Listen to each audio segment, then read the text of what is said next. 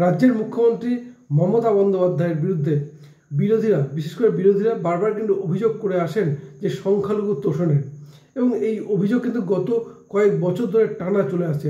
এবং এরপরেই বলা যেতে পারে ঠিক তার উত্তর দিতে মুখ্যমন্ত্রী একবার বলে বসেন যে গরু দুধ দেয় সে গরুর লাথি তিনি খাবেন, অর্থাৎ তিনি যে সংখ্যালঘু তোষণ করেন এই বক্তব্য স্পষ্ট করে দেন। এবং এরপর যদি বলা চলে বাংলার সংখ্যালঘুরা কোথাও যেন একটা আত্মবিশ্বাস পেয়ে গেছে বা শক্তি জাহিরের চেষ্টা করে, আর যার ফলে বিভিন্ন ক্ষেত্রে নানান ঘটনাবলী কিন্তু ঘটেছে। এবং শুধু তাই নয়, সাম্প্রতিক ঘটনাগুলো যদি আমরা তাকাই তাহলে দেখা যাবে রাজ্যের পুলিশ অনেকটা ক্ষেত্রেই নিষ্ক্রিয় ভূমিকা পালন করেছে, আর যার ফলে কিন্তু হিংসার ঘটনা বেড়েছে। এই হিংসা যখনই বেড়েছে তখনই হস্তক্ষেপ করতে হয়েছে কলকাতা হাইকোর্টেও। এবারেও হলো তাই। শামশেরগঞ্জ অর্থাৎ মুর্শিদাবাদে হিংসার ঘটনা ঘটছে ওয়াকআপ বিরোধী আন্দোলন নিয়ে।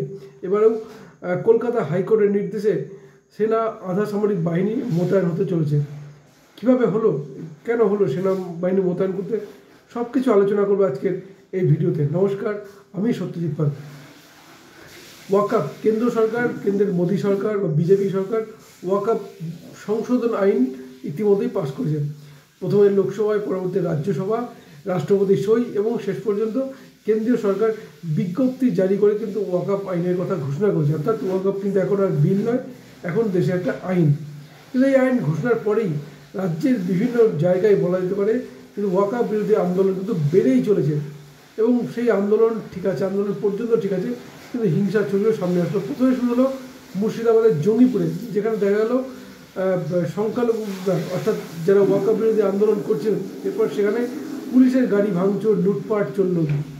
এরপর তা ছড়িয়ে পড়লো সুতিও কিন্তু একই ঘটনা ঘটলো, পুলিশের ওপর কিন্তু মারধরের ছবি সামনে আসে। দক্ষিণ চব্বিশ পরগনা জেলা আমতলা ঠিক একই ছবি, সেখানেও আক্রান্ত হলেন পুলিশ।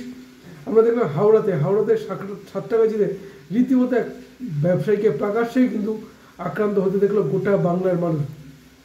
তারপরে মুর্শিদাবাদের এবার শামশেরগঞ্জে উত্তপ্ত হয়ে উঠলো।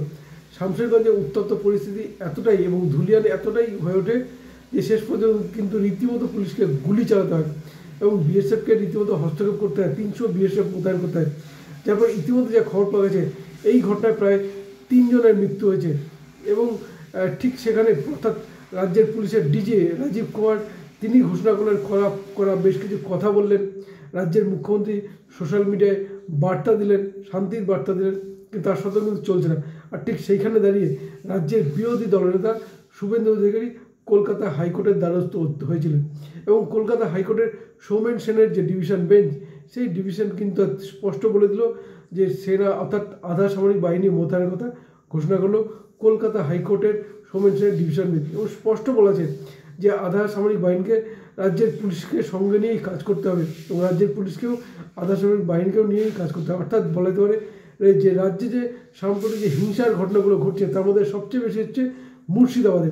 আর সেই মুর্শিদাবাদেই যেখানে বিশেষ করে মুর্শিদাবাদের সংখ্যালঘু যদি বলে হিন্দুরা যেখানে আক্রান্ত হচ্ছেন বারবার, তাদের বাড়িঘর ভাঙচুর করা হচ্ছে, দোকানপাট লুটপাট করা হচ্ছে, বাড়িঘর জ্বালিয়ে দেওয়া হচ্ছে, হিন্দুদের মন্দির ভাঙচুর করা হচ্ছে।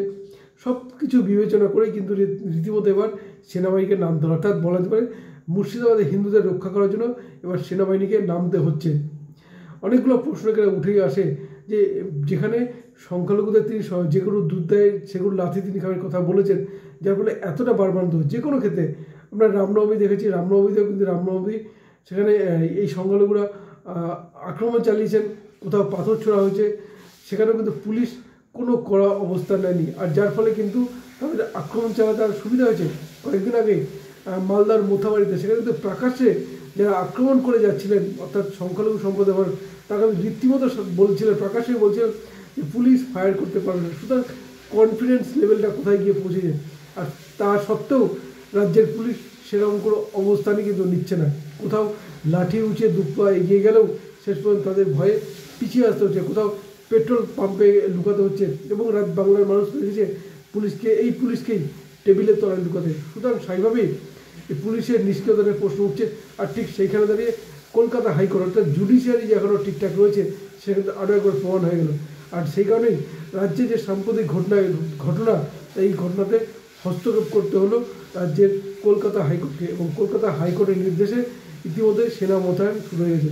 যার ফলে বলা যেতে পারে আপাতত যে মুর্শিদাবাদে সাম্প্রতিক ঘটনাগুলো ঘটে চলেছে, যে হিংসার ঘটনা ঘটে চলেছে, তা সামাল দিতে রাজ্য পুলিশ যে ব্যর্থ এবং তার জন্য সেনাবাহিনী যে প্রধান ভরসা, তা কিন্তু আরও একবার প্রমাণ হয়ে গেল।